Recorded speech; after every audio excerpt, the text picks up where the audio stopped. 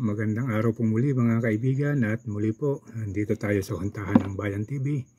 Balikan po natin itong mga issue dito sa flood control na ipinagmamalaki ni Bongbong Marcos sa kanyang zona, na ayon sa kanya ay may kabuuang 5,500 ng flood control na natapos sa kanyang panunungkulan, at meron pang mga kasunod na ginagawa. At dahil lang po sa isang bagyo na si Karina ay nagkabistuhan at nabulgar na ang kanyang sinasabi ay walang katotohanan. So dahil po dyan ay umabot na ito sa Senado, at mayroon na pong 4 na senador na gustong imbestigahan ang pangyayaring ito, at maging si Ping Lacson po ay medyo hindi maganda ang kanyang nakikita. Anyway po, bago tayo tumuloy ay paki-like and subscribe na lamang po muna. So, panoorin po natin ito. Nga kay Cheese Escudero ay, anong nangyari sa daan bilyon na flood control projects ng DPWH, MMDA at mga lokal na pamahalaan? Ayon naman kay Amy Marcos ay, 450 billion pesos, halos 1.4 billion pesos a day ang flood control budget. Kung isusuma total mo lahat ng agencies mula sa DPWH pababa, saan napunta yung pera? Ayon naman kay Joel Villanueva ay, imagine for the past 2 years, including this year, we have this 1 billion pesos a day flood control budget for DPWH alone, 1 billion pesos a day. Please tell me if anyone here can see at least an improvement sa mga baha. Ayon naman kay JV Ejercito ay, it's hard to stomach that there is a 300 billion pesos budget for flood control each year, and it seems that projects on flood control are not well planned and executed. Gayunpaman, bakit puro tanong lang ang mambabatas na ito? Alam naman na nila ang sagot, para lang ba magmukhang concern sila? At narito na nga po ang malinaw na sagot mula sa pahayag ng dating senador na si Ping Lacson, dahil aniya ay, it is because most of the budget for the flood control projects flood the pockets of the proponents in Congress in connivance with the implementing agencies and their favorite contractors. So yan po yung naging pahayag ng mga senador na ito mula kay bagong upong Senate President na si Francis Cheese Escudero, sa kapatid ng Pangulo na si Amy Marcos, at kay Joel Villanueva, ganun din po kay GBRs ito. At sa pahayag naman po ni Mr. Lacson ay medyo hindi maganda ang dating, kasi parang kinu-question niya yung mga senador, bakit ngayon pa lang nagtatanong. So ganito po ang ating nakikita ngayon. Bago po ito nangyari, bago pa po nagsona, mula noong magdeklara ng takbo ang tatlong Duterte sa Senado, ay medyo nagkagulo-gulo na ang takbo ng mga politiko sa Senado at sa Kongreso. At nasundan pa po yan ng mag-resign si BP Sara, at nagdeklara siyang siya designated survivor, at sinundan pa niya na hindi pagdalo sa zona. So medyo umupikto po ito talaga ng malaki, at nagkaroon ng epekto sa popularidad o pagkadisgusto ng mga tao sa Administrasyong Marcos. At ito nga po, doon sa katatapos na zona na ipinagmamalaki niya,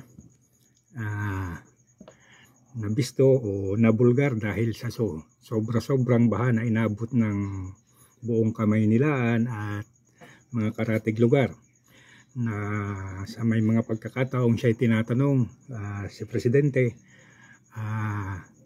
hindi niya na malaman kung paano ipaliliwanag, hanggang sa may sinabi pa siyang nabangga raw ng barko yung flood control, o meron pa siyang sagot na masyado raw na overwhelmed ng tubig yung mga flood control.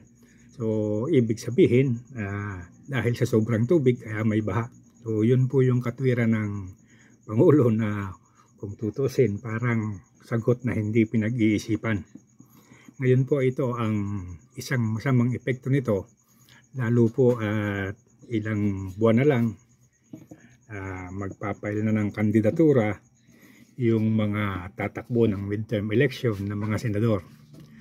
At sa atin pong pagkakaalam, itong mga senador na ito, kagaya ni Jaime Marcos, hindi po tayo sigurado dito kay Escudero kung ito ay kasali sa midterm election, at si Joel Villanueva o si JB Ejercito.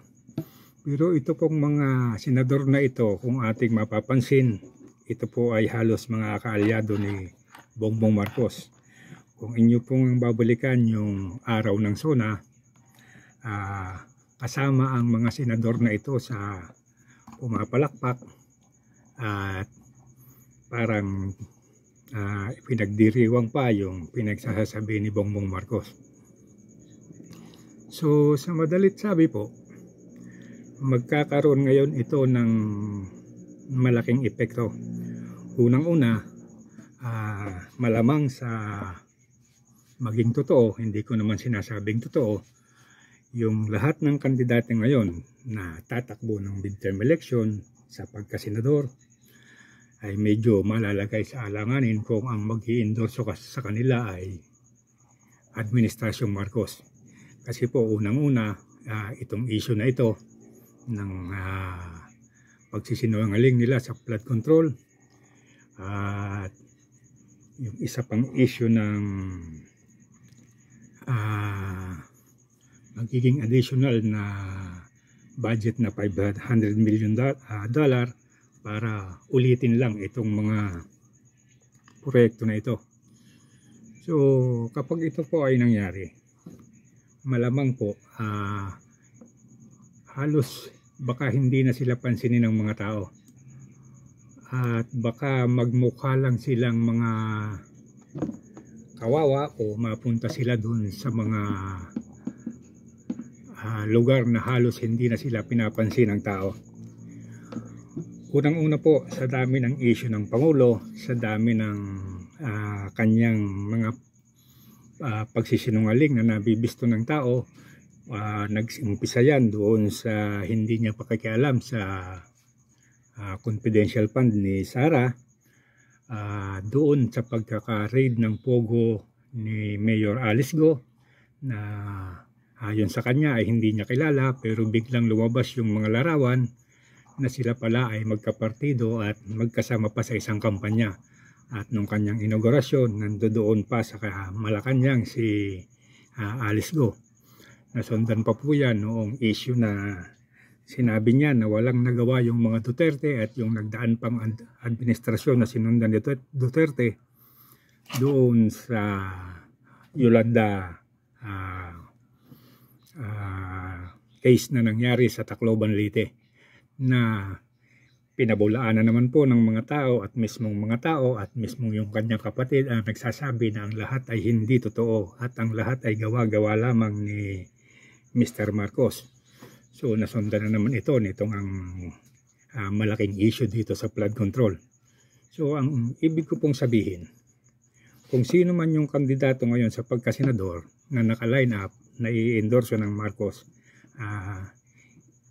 hindi po sigurado sila makakalusot ngayon sa mga tao. Kasi kung walang tiwala ang tao kay Marcos, kung sinasabing yung 31 million dati na bumoto kay Marcos, mukhang hindi niya na makukuha ng buo yun. Dahil sa totoo lang, mula nung hiwalay si VP Duterte sa kanyang team ay parang nalaos si Marcos. At pagkatapos ito pa nga, nasundan ng kung ano-anong akusasyon na naman, at yung iba ay talagang maliwanag na nakikita ng mga tao. Isa pang issue yung pulburo na hanggang ngayon ayaw niyang aminin at ayaw niya namang itanggi at ayaw niya ring sumailalim sa drug test. So yan po yung mga issue na nakakabit ngayon sa Administrasyong Marcos na posibleng maging problema rin ng mga senador na kanyang i-endorso sa darating na eleksyon. So ito po ang malamang na mangyayari. Yung kanyang mga sinasabing lineup, sigurado po tayo dyan. Bago mag-file ng candidacy, may mga magtatalunan dyan. At para makabawi po sila sa kanilang mga nawalang reputasyon. Sigurado gagawin nilang sangkalan si Marcos ngayon, kasi sa ngayon napakaganda para sa kanila na gamitin si Marcos para ibalik yung tiwala ng tao sa kanila.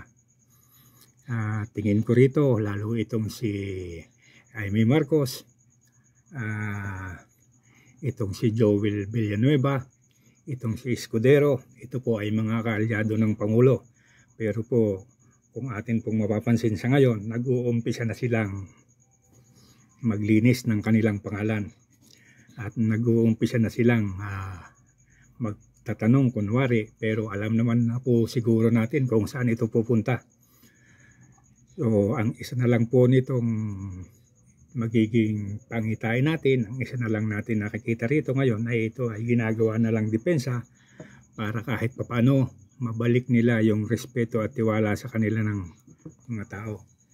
Pero po ang isang malaking sigurado ngayon sa mga darating na araw, magbabangga na itong mga senador na nasa line-up ng Pangulo at yung iba niyang mga tao sa Kongreso na medyo masyado ring naging attached sa mga aktibidades ng Pangulo, lalong-lalo na po si Mr. Romualdez. So may maapektuhan po talaga sila ng husto nito. At hindi po natin masisisi yung mga tao kasi dito lang po sa Pilipinas na ang Pangulo ay pinaparatangang adik at nahuhuli sa kanyang pagsisinungaling na pinipilit niya po ngayong ayusin sa pamamagitan ng makikita natin siya nag-iikot sa Metro Manila, nakasakay ng isang truck, personal na namamahagi ng relief goods kasama si kanyang mga alalay, at si Martin Romualdez ay ganun din po. Pero ang kaibahan nga lang kay Romualdez, pinipilit niya talagang ilagay yung pangalan niya doon sa relief goods. Alam naman lahat ng tao na yun ay galing sa DSWD. So mula po noon hanggang ngayon, walang kakupas-kupas si Martin Romualdez. At yan po ay hayagan at harapan na pinapayagan lang ng Administrasyong Marcos. So ito pong mga nabanggit na issue, kung hindi po gagalaw ang mga kandidato na ito at hindi lilinisin ang kanilang mga pangalan, talaga pong inuduro ang bagsak ng mga ito. At magiging problema ito ng Administrasyong Marcos kung sakasakali na walang lumusot sa kanyang kandidato at makupo lahat ng grupo ng mga Duterte. Unang-una, yung pangarap nilang Chacha, hindi na makakalusot yan. So, yung pangarap ni Martin Romualdez na maging Prime Minister, malabo pa yan sa sabaw ng pusit. Ang isa po kasing medyo nakakapagtaka rito, sa dinami-dami ng kanyang kaalyado, sa dinami-dami ng kanyang advisor, hinahayaan po nila yung presidente na magsalita ng kung ano-ano na wala sa hulog hanggang sa nauuwi sa isang pagsisinungaling. Ang tingin ko po dito ay parang ginagawa lang talaga nila itong pain para sa personal nilang intensyon sa darating na eleksyon. Ang nangyayari po kasi itong mga kandidato at yung mga lineup niya ngayon, sa kung yan na talaga, natatandaan ko, bata pa ako, nandyan na sila eh. Pumuti na yung buhok dyan pero wala naman pong nagbago. So tingnan po natin kung sa mga susunod na araw ay magkakaroon sila ng pagkakataong itayong muli yung kanilang mga pangalan. So isa lang po ang sigurado, isang araw magbabatuhan na sila ng kanya-kanyang putik.